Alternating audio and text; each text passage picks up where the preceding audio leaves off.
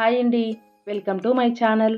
ముందుగా ఎవరైనా first time ఈ ఛానల్ చూస్తూ ఇంకా ఛానల్ని సబ్స్క్రైబ్ చేసుకోకుండా చూస్తున్నట్లయితే ప్లీజ్ ఛానల్ని సబ్స్క్రైబ్ చేసుకోండి.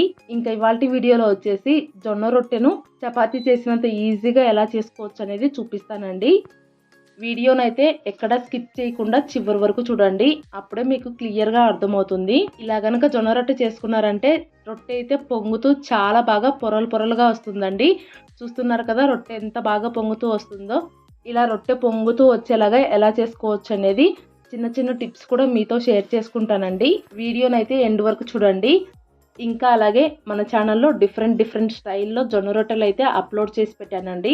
చూసుండకపోతే ఒకసారి చూసేయండి. లింక్స్ అయితే డిస్క్రిప్షన్ బాక్స్లో ఇస్తాను. ఇలా జొన్నల్ని ప్రతిరోజు మన డైట్లో ఇంక్లూడ్ చేసుకోవడం వల్ల బాడీలో ఇన్సులిన్ అనేది స్పైక్ అవ్వకుండా ఉంటుందన్నమాట. అలా ఇన్సులిన్ స్పైక్ అవ్వకుండా ఉంటే కనుక షుగర్ కంట్రోల్లో ఉంటుంది. సో ప్రతిరోజు జొన్నల్ని ఏదో ఒక రూపంలో ఒక పూటైనా మీ డైట్లో ఇంక్లూడ్ చేసుకోండి, చాలా మంచిది. ముందుగా రొట్టె చేసుకోవడం కోసం అయితే ఒక ప్లేట్ పైన జల్లెడ పెట్టుకొని అందులోకి 1 కప్పు జొన్న పిండి తీసుకొని జల్లించేసుకోండి. ఇలా జల్లించుకున్న తర్వాత అడుగున వచ్చే పొట్టు లాంటిది అయితే తీసేయండి. ఇప్పుడు స్టవ్ పైన ప్యాన్ కానీ లేదంటే ఏదైనా గిన్నె కానీ పెట్టుకొని మనం ఏ కప్పుతో అయితే జొన్న పిండి తీసుకున్నామో సేమ్ అదే కప్పుతో కప్పు నిండుగా నీళ్లు వేసుకోండి. అలాగే ఇంకొద్దిగా ఎక్స్ట్రాగా వేసుకోండి, అంటే పావు కప్పు కంటే తక్కువగా వేసుకుంటే సరిపోతుంది. అలాగే కొద్దిగా ఉప్పు కూడా వేసి నీళ్ళను అయితే బాగా మరగనివ్వండి. నీళ్ళు ఎంత బాగా మరిగితే జొన్న రొట్టె కూడా అంత బాగా వస్తుందని గుర్తుపెట్టుకోండి. నీళ్ళు ఇలా మరుగుతున్న టైంలో మంటని పూర్తిగా సిమ్లో పెట్టేసి మనం జల్లించి పెట్టుకున్న జొన్న పిండిని కొద్దిగా వేసుకుంటూ గరిటెతో కలిపేసుకోవాలి. ఇలా కలుపుకుంటూ ఉన్నారంటే పిండి మొత్తం నీళ్ళని పీల్చేసుకుని ఇలా ముద్దలాగా అవుతుందన్నమాట. అలా అయిపోయిన తర్వాత స్టవ్ ఆఫ్ చేసేసి కిందికి దించేసుకోండి. ఇప్పుడు పిండి మొత్తాన్ని ఇలా స్టవ్ ప్లాట్ఫామ్ పైన వేసుకోండి. ఇలా వేసుకున్న తర్వాత పిండి మొత్తం వేడిగా ఉన్నప్పుడే చేతికి కొద్దిగా తేమ చేసుకొని మొత్తం అంతా కూడా ముద్దలాగా కలిపేసుకోండి. పిండి అయితే కాలుతూ ఉంటుంది, సో కొద్దిగా జాగ్రత్తగా నిదానంగా కలిపేసుకోండి. ఇలా ఒక 2-3 సార్లు పిసికిండ్రంటే కనుక అలవాటు అయిపోతుంది. ఇంకా చేతులు ఏమీ కాలవన్నమాట. ఒకవేళ ఎక్కువగా కాలుతున్నట్లు అనిపిస్తే కనుక చేతులకు నీళ్ళ తేమ చేసుకొని మొత్తం అంతా బాగా కలిపేసుకోండి. ఈ రొట్టె కనుక పర్ఫెక్ట్గా రావాలంటే ఈ పిండిని పిసుక్కోవడంలోనే ఉంటుందండి. పిండిని ఎంత బాగా పిసికితే మనకు రొట్టె అంత బాగా వస్తుందని గుర్తుపెట్టుకోండి. పిండి మొత్తం ఇలా ముద్దలాగా అయిన తర్వాత చేతితో బాగా పిసుకుతూ కలుపుకోండి.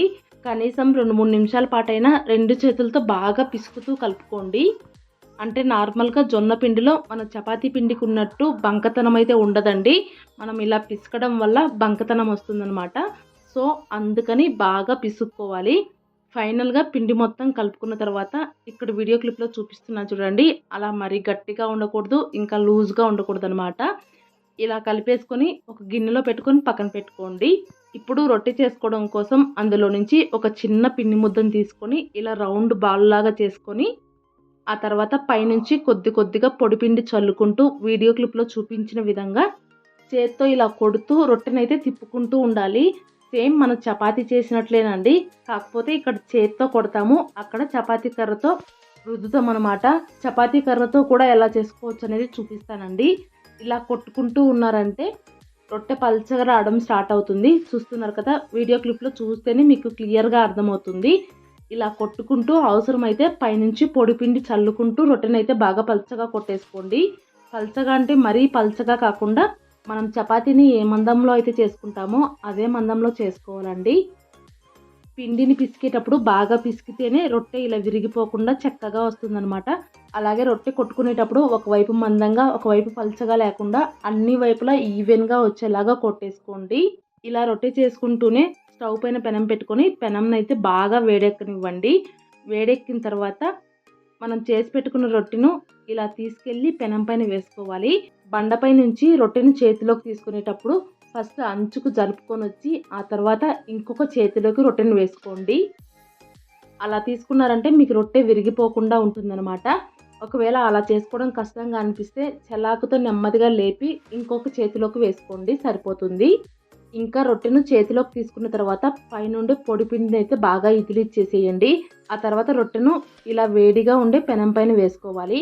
పెనం పైన వేసిన తర్వాత ఒకవైపు కాసేపు కాలనిచ్చి నెమ్మదిగా రెండో వైపుకు టర్న్ చేసుకోండి. రొట్టెను రెండో వైపుకు తిప్పేసుకున్న తర్వాత ఇక్కడ వీడియో క్లిప్లో చూపించిన విధంగా రొట్టె పై భాగాన చేత్తో లైట్గా ఇలా ప్రెస్ చేస్తూ రొట్టెనైతే తిప్పుకోండి. నాకైతే ఇలా చేత్తో అలవాటు కాబట్టి చేత్తో చేస్తున్నాను. ఒకవేళ మీకు అలవాటు లేకపోతే కనుక ఒక క్లాత్ తీసుకొని లైట్గా ప్రెస్ చేస్తూ తిప్పుకోండి.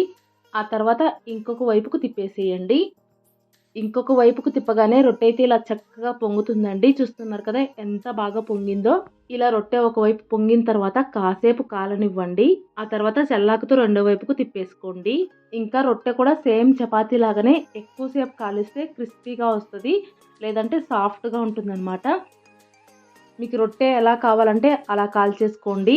అలాగే కాల్చుకునేటప్పుడు మాత్రం ఇలా రెండు వైపులకు తిప్పుకుంటూ ఇలా కాస్త కలర్ చేంజ్ అవ్వనివ్వాలి. రెండు వైపులా రొట్టె ఇలా కలర్ చేంజ్ అయిపోయి బాగా కాలిపోయిన తర్వాత తీసేసుకొని సపరేట్గా ప్లేట్లో పెట్టేసుకోవడమేనండి. ఇప్పుడైతే చపాతీ కర్రతో రొట్టె చేసుకోవడం అయితే చూపిస్తున్నాను చూడండి. ఏం లేదండి, పిండి ముద్దను పెట్టేసుకొని దానిపైన పొడి పిండి చల్లుకొని మనం చపాతీని రుద్దినట్టే రుద్దుకోవాలి. కాకపోతే మనం చపాతీని రుద్దినంత ఫాస్ట్గా కాకుండా కాస్త నెమ్మదిగా రుద్దుకోవాలన్నమాట. అలాగే రుద్దుకునేటప్పుడు ఎటువైపు మందంగా ఉంటే కనుక అక్కడ రుద్దుకుంటూ రౌండ్గా చేసేసుకోవాలి. ఇదంతా కూడా ప్రాక్టీస్ మీదనే వస్తుందన్నమాట. ఒక్కరోజు చేసేయంగానే రొట్టెలు అయితే పర్ఫెక్ట్గా రావండి. సో చేస్తూ ఉంటే కనుక పర్ఫెక్ట్గా వస్తాయి. అలాగే చేసిన ప్రతి రొట్టె కూడా పొంగాలని లేదనమాట. ఒక్కొక్క రొట్టెకు ఇలా మధ్యలో హోల్ లాగా పడిపోతుంది. దానివల్ల పొంగకుండా పోతుందండి అంతే. అయినా పొంగితే ఏంటి పొంగకపోతే ఏంటి, మనకు హెల్తీగా టేస్టీగా తినడమే కావాలి. అంతేనండి.